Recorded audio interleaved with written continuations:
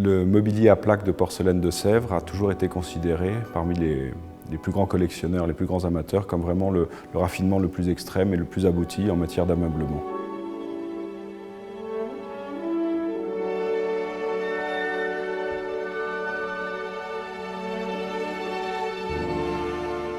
Les plus célèbres ébénistes du XVIIIe siècle, qu'il s'agisse de BVRB, de Carlin, de Riesner et bien sûr de Westweiler, comme c'est le cas pour ce secrétaire en cabinet, ont réalisé des meubles à plaques de porcelaine de Sèvres et évidemment, pratiquement à chaque fois, avec l'aide et le concours des marchands merciers.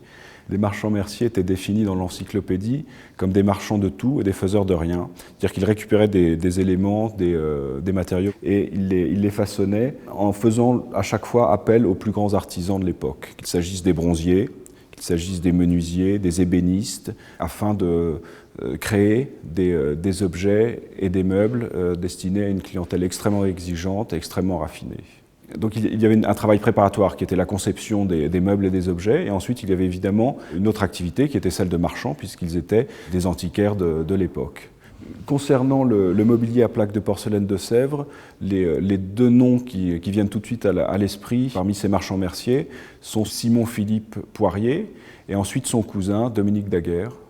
Bénéficiant de ce quasi-monopole, ces deux marchands merciers ont réalisé, à partir des années 1760, 1770 et jusqu'à la fin du règne de Louis XVI, des meubles extraordinaires, extrêmement précieux, destinés, comme je vous le disais, à une clientèle souvent féminine. Donc on a évidemment Madame du Barry, la reine Marie-Antoinette, Maria Ferodovna, qui sera la future impératrice de Russie.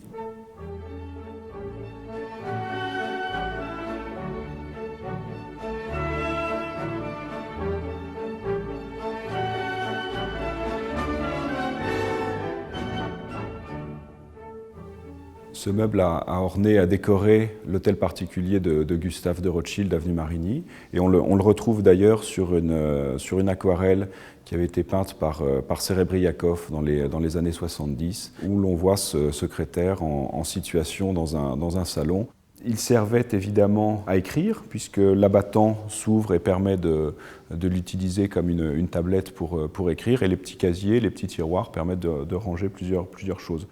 Ce meuble est estampillé 4 fois au dos, sur la partie arrière de Westweiler. Les plaques de porcelaine ont des marques au revers, des marques avec les ailes entrelacées, qui sont évidemment la signature de la manufacture de Sèvres, et pour certaines des lettres dates qui permettent de les dater plus précisément, notamment les deux plaques du haut qui ont été réalisées en 1778. Celles du bas sont antérieures, elles ont été réalisées vers 1768, et leur forme particulière nous permet également de les retrouver dans les archives de la manufacture, et on sait que ce type de plaque a été utilisé sur deux secrétaires qui sont actuellement conservés, l'un au Louvre et l'autre dans une collection américaine.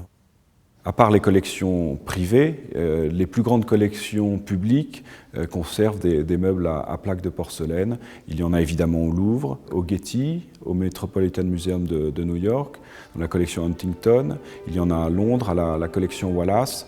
Et c'est vrai que ces meubles, en raison de leur rareté, leur raffinement, ont toujours suscité l'intérêt des plus grands collectionneurs. Et c'est d'ailleurs toujours le cas aujourd'hui, ce qui explique d'une part son estimation qui est 1,5 million à 2,5 millions d'euros. Sa rareté et son exceptionnelle qualité en font un meuble absolument recherché.